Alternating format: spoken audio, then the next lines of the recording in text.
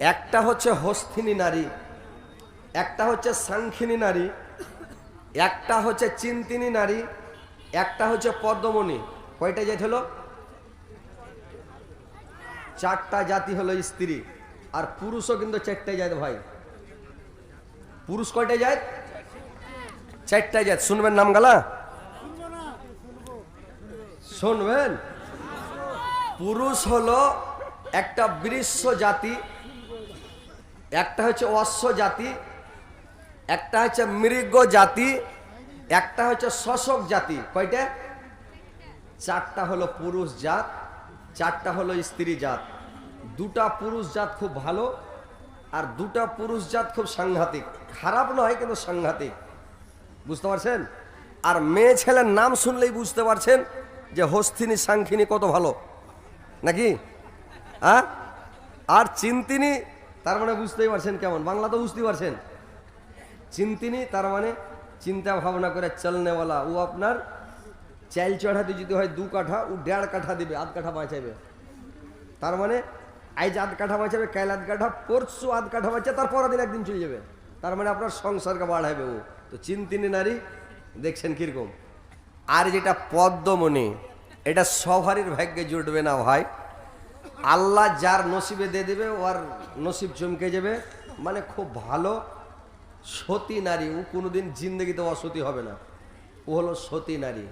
হ্যাঁ, জিন্দগিতে অসতী হবে না। খুবই ভালো, একদম 100% 100%ই ভালো। এত ভালো নারী। তো এটা সবারই ভাগ্যে পড়বে না। তো স্ত্রীকে ভাই দেখে শুনে বিয়ে করবেন। এটা হচ্ছে আপনার আওলাদ তৈরি করার মেশিন। আপনার বংশ বৃদ্ধি পাবে, আপনার আওলাদ বাড়বে। আপনি ভালো মহিলা নিয়ে আসেন, ভালো বংশের, ভালো ফ্যামিলির ভালো মেয়েকে বিয়ে করেন, আপনার ছেলে ভালো হবে, আপনার বংশ আওলাদ ভালো হতে যাবে। আর যদি দেখে শুনে খালি ওই যেই সেই করবেন, অশান্তি টেনশন ভোগ করবেন। তো কথা হচ্ছে ভাই, পড়া কোনোটাই থাকবে না, কিন্তু আল্লাহ যার নসিবে যেটা লিখেছে হবে। কিন্তু আপনি দেখে শুনে বেচা খান, নাকি? আল্লাহর নেই বলেছেন তুমি 4টা দিক দেখে বিয়ে শাদী করো। সুন্দরী দেখো, রূপবতী দেখো, মানে তার শিক্ষতি দেখো, অর্থ দেখো, আর তার পরহেজগারি দেখো, যে পরহেজগার আছে কিনা, তার ভিতরে নামাজ রোজা করে কিনা, এই সব দেখে তো এইভাবে স্ত্রী নিয়ে আসতে হবে। তো আমি মেয়ে ছেলের সম্পর্কে ওয়াজ করব, কথা বলবো যে আল্লাহর নবীর স্ত্রীর খাদিজার ব্যাপারে, তার বেটি ফাতেমার ব্যাপারে। আপনারা জানেন, শুনেছেন বিবি রোহেমার ব্যাপারে, বিবি আসিয়ার ব্যাপারে, যে তারা কেমন ছিল, নারী কেমন মহিলা ছিল, তারা স্বামী ভক্ত, স্বামীকে কত ভালোবাসত।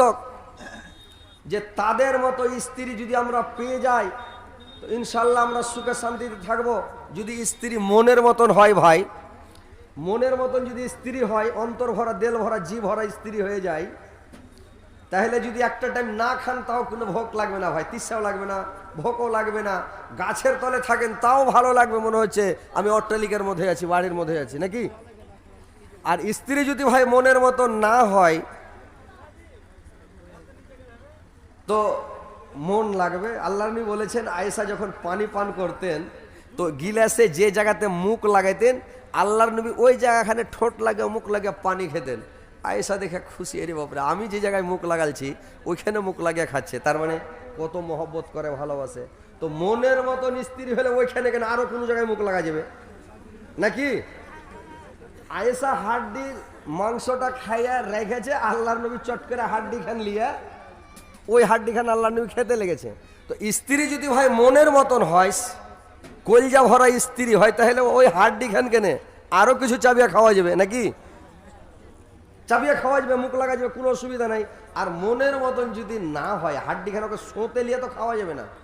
কোন রকম টাইম পাস করাইছে মমফুলির মতন, কোন রকম দিন কাটা যাচ্ছে, নাকি? তো ভাই দেখে শুনে বিয়ে শাদী করেন, তারপরে সংসার চালান।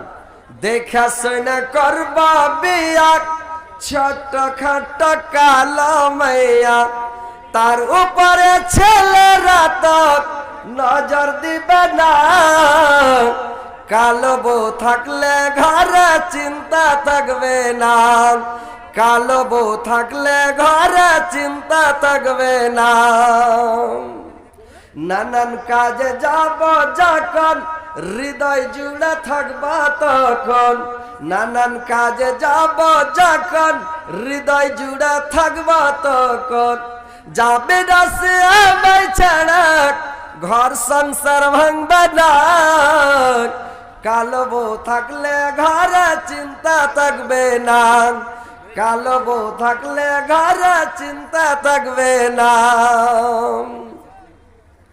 সুন্দর বউ হলে পারে, ধল ধল বউ হলে পারে, গ্রামের ছেলেরা আসবে ঘরে, জাতি ধর্ম চুলাই যাবে, মান সম্মান বাঁচবে না।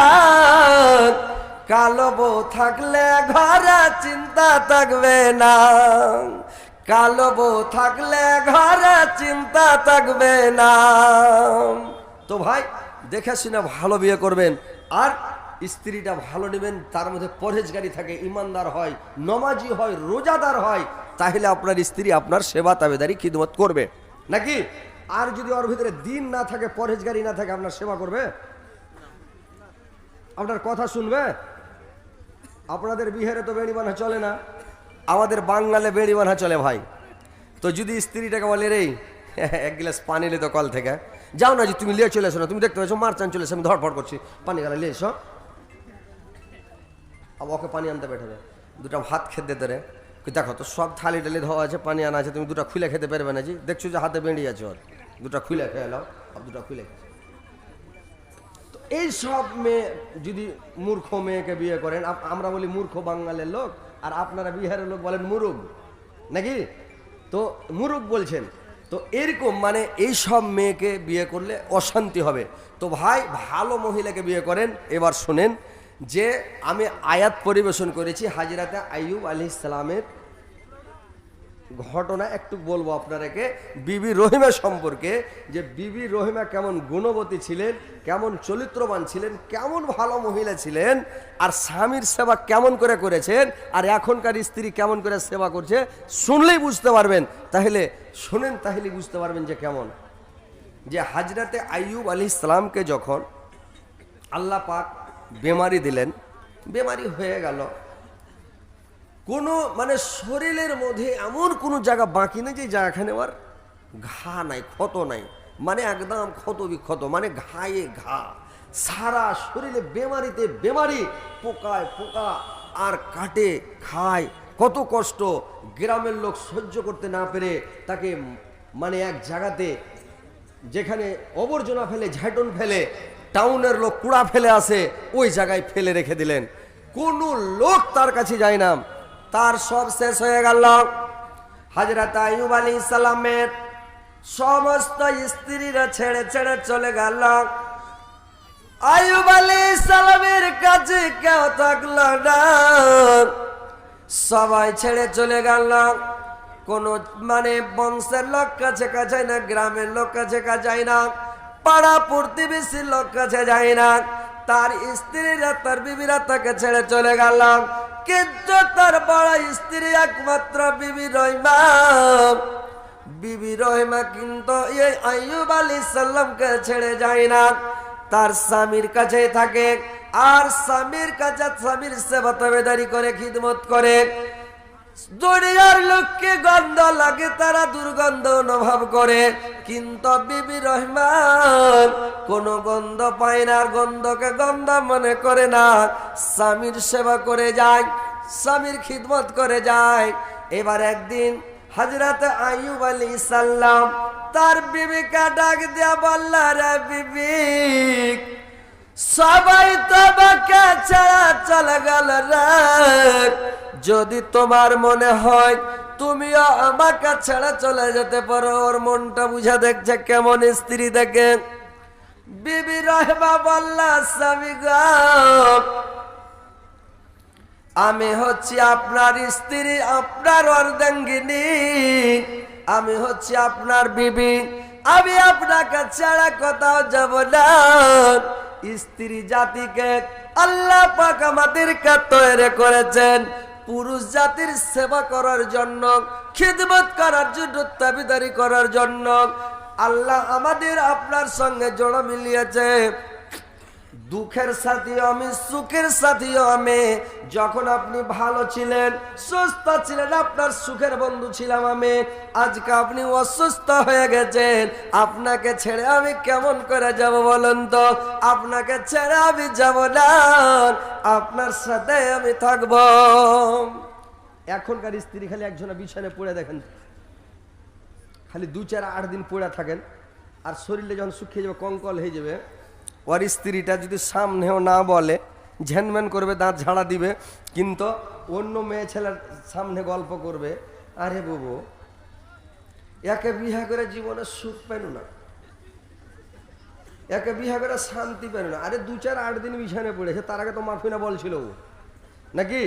কিন্তু এখন নরম হয়ে গেছে, আল্লাহ ব্যারাম দিয়েছে, 10টা দিন বিছানে পড়েছে, তো বলছে একে বিয়ে করে সুখ শান্তি পেল না, জাত মেরে দিবে, দরকার হলে উড়ে যাবে, বাপের বাড়ি চলে যাবে, তোমার বাড়িতে থেকে লাভ হবে না। ডাক্তার যদি বলে এখানে ভালো হবে না, একে সুগার হয়ে গেছে, ডায়াবেটিস, এই বলছে তোর গুষ্টিকে বেশি উড়ে আলো। এখনকার স্ত্রী পালিয়ে যাবে কিনা ভাই?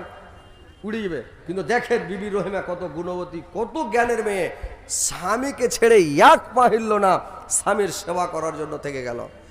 এবারে তার সেবা করতে লাগলো। গ্রামের লোকেরা এসে, এলাকার লোকেরা এসে মানে তাকে ধমক দেয়, খেগড় মারে। বিবি রহিমাকে বলে, রহিমা তোমার স্বামীকে নিয়ে তুমি এলাকা ছেড়ে দাও, গ্রাম ছেড়ে দাও, অন্য কোনো জায়গা চলে যাও, আমরা তার দুর্গন্ধে থাকতে পারি না। যদি তুমি গ্রাম ছেড়ে না যাও, তোমার চোখের সামনে তোমার স্বামীর পিছনে কুকুর হুলিয়ে দিব, তোমার স্বামীকে কুকুরের খোরাক বানিয়ে খিলাব, না তো তোমার স্বামীকে নিয়ে তুমি চলে যাও। বিবি রহিমাকে বললাম, এবার আইয়ুব আলাইহিস সালামকে বলছে তুমি চলে যাও গ্রাম ছেড়ে তোমার স্ত্রীকে সঙ্গে নিয়ে, আর না তো তোমার চোখের সামনে তোমার চোখের সামনে তোমার বিবিকে, বিবি রহিমাকে আমরা অপমান করবো, বেজ্জতি করব। আইয়ুব আলাইহিস সালাম বললেন, রহিমা যদি আমার চোখের সামনে তোমাকে অপমান করে, বেজ্জত করে, আমি সহ্য করতে পারবো না, আমার সহ্য হবে না রহিমা, চলো আমরা গ্রাম ছেড়ে চলে যাই। এবার রহিমা কি করলো, স্বামীকে পুটলি বেড়া ঘাড়া করে নিল, আর নিয়ে গ্রাম ছেড়ে চলে গেল। যে গ্রামে যায় গ্রামের লোকের আশ্রয় দেয় না, এই গ্রামে যায় ওই গ্রামে যায়, কোন গ্রামের লোক তাকে আশ্রয় দেয় না, কোন গ্রামে ঢুকতে দেয় না। এমন হয়ে গেল, সুবহানাল্লাহ, কোথায় যাবেন? বনের মধ্যে, জঙ্গলের মধ্যে এক জায়গায় একটা কোঠরি তৈরি করলো, ঝুপড়ি তৈরি করলো, আর সেখানে স্বামীকে রেখে দিল আইয়ুব আলাইহিস সালামকে। আর স্বামীকে রেখে দিয়ে বিবি রহিমা গ্রামে গঞ্জে কাজ কাম করে, আর কিছু খাবার নিয়ে আসে, আনাজ নিয়ে আসে, আর স্বামীকে খিলায় এভাবে থাকতে লাগলো। দেখেন ভাইরে আমার, স্বামীকে ছাড়া কোনো সময় যায় না, কোনো সময় হঠাৎ স্বামীকে এত ভালোবাসে, স্বামী এত মানে এত দুর্গন্ধ, সারা শরীরে পুজ আর রক্ত, সব সময় মানে ঘায়ে ঘা হয়ে আছে, কিন্তু ঘিনপিত করে না, গরম পানি করে আর পুজগুলোকে চিপে চিপে বের করে দেয়, আর স্বামীকে গরম পানি দিয়ে ধুয়ে দেয়, খানাগুলো স্বামীকে খিলিয়ে দেয়। তারপরে তখন বিবি রহিমা খানা পিছনে খায়, পরে খানা খায়। তো কত ভালো স্ত্রী। মায়েরা, বোনেরা আমার, দেখেন স্বামীর সেবা কেমন করে করতে হয়, স্বামীকে কেমন ভালোবাসতে হয়। দেখেন যে বিবি রহিমা স্বামীর সেবা কেমন করে করলেন, যে তাকে কোনো সময় ছেড়ে যায় না, কোনো সময় ছেড়ে রাখে না, সব সময় পাশে করে নিয়ে থাকে। একদিন বিবি রহিমা গ্রামের দিকে গেছেন, একটা তাফসীরের মধ্যে পাওয়া যায়, তাফসীর ইবনে কাসিরের মধ্যে পাওয়া যায়, একটা লোক এসে দুইটা লোক ওর কাছে আসতে কর স্বামী, আবার বলা যে লোক দুটা আমার প্রিয় বন্ধু, কোন লোক পৃথিবীর কোন মানুষ ওর কাছে আসত না, কিন্তু ওর বন্ধু দুইটা ওর কাছে মাঝে মধ্যে দেখা করতে আসতাম। একদিন এসে তার সামনে গল্প করছে, লোক দুটা বলা বলি করছে, কি বলা বলি করছেন যে আইয়ুব আলাইহিস সালাম জীবনে এত পাপ করেছে, এত অন্যায় করেছে, ইয়ার পাপ মনে হয় জীবনে ক্ষমা হবে না। আর একজন বলছেন এই পাপটা হদের বাহির করেছে, সীমার বাহির করেছে, একে ক্ষমা করা হবে না, আল্লাহ ক্ষমা করবে না। কথাটা শুনে তার মনে দুঃখ হয়ে গেল। হযরত আইয়ুব আলাইহিস সালাম আল্লাহর দরবারে দোয়া করতে লাগলেন। আর একটা তাফসীরের মধ্যে পাওয়া যায় যে যখন হযরত আইয়ুব আলাইহিস সালামের সারা শরীরকে খেয়ে খেয়ে সারা শরীরকে ঝান্ডা করে দিয়েছিল, যখন খেতে খেতে তার জিভাটাতে কামড় দিল পোকাগুলো, হযরত আইয়ুব আলাইহিস সালাম আল্লাহকে ডাক দা বললেন, আল্লাহ এত অসুখ দিয়েছ, এত বড় বেমারি আমাকে দিয়েছ, অথচ আমি কোনো দুঃখ করি নাই। আরে এতদিন থেকে আমি 18 বছর থেকে কষ্ট ভোগ করছি, তবে আমার কোনো দুঃখ নাই আল্লাহ। কিন্তু পোকাতে যদি আমার জিভাটা খেয়ে দেয় আল্লাহ, তো আমি কেমন করে তোমাকে ডাকবো, আর তোমার তাসবিহ জিকির কেমন করে করবো আল্লাহ বলেন তো।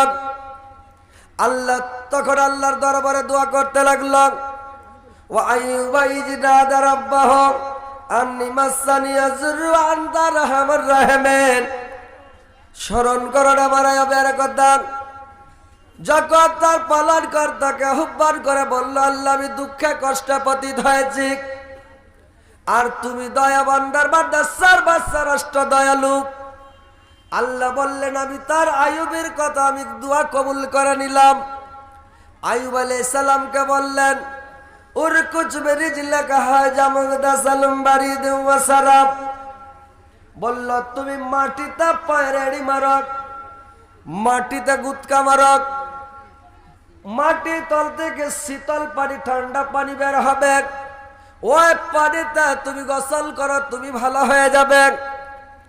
যেমন ওই পানিতে গোসল করলেন হযরত আইয়ুব আলাইহিস সালাম, তার সারা শরীর ভালো হয়ে গেল। মানে আগে যেমন ছিল সেম টু সেম, সঙ্গে সঙ্গে তেমন হয়ে গেল। সব রোগ বালা মুসিবত ভালো, আর কোন রোগ নাই, একবারে ভালো হয়ে গেলেন। ভাইরে আমার, এবার বিবি রহমা গ্রাম থেকে এসেছে। গ্রাম থেকে এসে যদি দেখছে তো লোকটা কুড়ার মধ্যে নাই, চাল খুপড়ির মধ্যে নাই। এবার ছাকবাক ছাকবাক করে দড়িয়ে বেড়াচ্ছে, ঢুড়ে বেড়াচ্ছে, কোথায় গেল আমার স্বামী? কি হলো আল্লাহ কে নিয়ে গেল? কোন বাঘা খেয়ে নিল নাকি আল্লাহ? কি হয়ে গেল? এবার কাঁদছে, দড়িয়ে বেড়াচ্ছে, আর বলছে আল্লাহ এতকাল আমার স্বামীকে আমি গলার তাবিজ করে রাখলাম, আমি সব সবাই বুকে করে রাখলাম, আজকে আমার স্বামী কোথায় চলে গেল? কোন বাঘে খেয়ে নিল নাকি? বাঘ রাখ আগে আমাকে খেয়ে নি তাক ভালো হতো, কিন্তু আমার স্বামীকে কেন গেলে কেঁদে কেঁদে দড়িয়ে বেড়াচ্ছে। আইয়ুব আলাইহিস সালাম একটু দূরে দাঁড়িয়ে আছে। হযরত আইয়ুব আলাইহিস সালাম দেখছে আর মুস্কি মুস্কি হাসছে, যে রহিমা দড়িয়ে বেড়াচ্ছে আর কেঁদে বেড়াচ্ছে। কানতে কানতে লাস্টের বেলা বিবি রহিমা চলে গেল ওই আইয়ুব আলাইহিস সালামের কাছে। যা বলছো গো লোক বলো তো, তুমি এখানে কতক্ষণ থেকে আছো? বললে আমি কিছুক্ষণ থেকে আছি। বললে এই ঝুপড়ির মধ্যে, এই খপড়ার মধ্যে একটা লোক ছিল, বেমারি লোক, দুর্বল লোক, অচল লোক, অসহায় লোক। ওই লোকটাকে কি তুমি দেখেছ? বলে লোকটা দেখতে কেমন ছিল? বিবি রহমা বললেন আমার স্বামী যখন ভালো ছিল, সুস্থ ছিল, ঠিক দেখতে আপনার মতো ছিল, সেম টু সেম, কিছু মিল আছে আপনার সঙ্গে, মিলে যাচ্ছে, মানে আপনার মতোই ছিল আমার স্বামী। আইয়ুব আলাইহিস সালাম বললেন আমার দিকে ভালো করে একটু দেখো তো। দেখছে বিবি রহমা যে ঠিক এটা তো আইয়ুব। দড়িয়া গিয়া জড়িয়া ধরে রেখেছে স্বামী গো। আইয়ুব আলাইহিস সালাম তার স্ত্রীকে জড়িয়ে ধরেছে, রে রহিমা, রহিমা কাঁদতে কাঁদতে বলল, স্বামী তুমি কেমন করে এরকম হয়ে গেলে, কি ব্যাপার, কেমন করে ভালো হলে স্বামী গো? বললেন, এরে রহিমা, আল্লাহ পাক আমাকে ভালো করে দিয়েছেন, আমি আল্লাহর কাছে দোয়া করেছিলাম, আল্লাহ আমাকে ভালো করেছেন, আল্লাহর দয়াতে আমি ভালো হয়ে গেছি। কোনো বিপদে যদি ভাই পড়েন, কোনো মুসিবতে যদি পড়েন, দোয়া করবেন, বুঝতে পারছেন? আল্লাহ দোয়া কবুল করার লেগে বসে আছে নাকি? আমরা হলাম বান্দা, আমরা করব পাপ আর আল্লাহ করবে মাপ। আমাদের স্বভাব হলো, কাজ হলো পাপ করা। কুল্লু বানি আদামা খাত্তাউন, আমাদের স্বভাব, বৈশিষ্ট্য, চরিত্র হলো পাপ করা। আমরা পাপ থেকে বাঁচতে পারবো না, বুঝতে পারলেন? আমাদের স্বভাব হলো পাপ করা, আর আল্লাহর কাজ হলো মাপ করা। আল্লাহ মাপ করার জন্য ভাই বসে আছে, তো মাপ করবে, তো দোয়া করবেন, তো যদি দোয়া করেন আল্লাহ ক্ষমা করবে। তো একটু বেমারি যখন হলো, আল্লাহর কাছে দোয়া করেন, আল্লাহ বেমারি দিও না আল্লাহ, বা অসুখ দিও না আল্লাহ, দোয়া করেন তো আল্লাহ কবুল করবে। আর দোয়া না করছেন, পড়ে আছেন, ডাক্তার দেখাইছেন, কই ভালো লাগছে, হোক না ভালো, হরম মেদ নাই, এর মুখের মাই ঠাই, তো মনে হয় আমি বাঁচব না। তখন ওর স্ত্রীটা পাঞ্জরে মুখ লাড়ছে, গাল লাড়ছে, হাত লাড়ছে, ঠোঁট লাড়ছে, আর কইছে, হাজি তুমি যদি মরে যাও আমি কি করে খাওয়াছি, মুখের বাপ। ওই একজনের বেটা মরে যায়, তো বেটার লেগে কাঞ্চা, হারে বেটা তুই যদি মরে যাস আমি কি করে খাবো? তো মাকে তুই ক্ষীর রেনে খাইস। ওর মা কইছে খাবা, তো বুঝতে পারেনি, তখন ছাকবা করে দেখছে, ওনাকে আফসুস করে কাঞ্চা, হারে বেটা তুই মরে গেলে আমি কি করে খাবো? তোকে সান্ত্বনা দিতে হতো মাকে, দেখ যদি মরে যায় তোকে আল্লাহ খিলাইবে, বা আরও তো ভাই বোন আছে, তুই হার লেগে দোয়া করিস মা, যাতে আমি ভালো হয়ে যাই, বা আল্লাহকে ভালো করুক, দোয়া কর। আর যদি মরেই যায় মা, তা আর ভাই বোন আছে, ওরা গেলে সাবুর করবে, ওরা গেলে থাকবে, ওরাই খিলেবে নাকি? তো এই কথা খ্যাপা বুঝতে পারেনি, ও আর খেলছে, হারে বেটা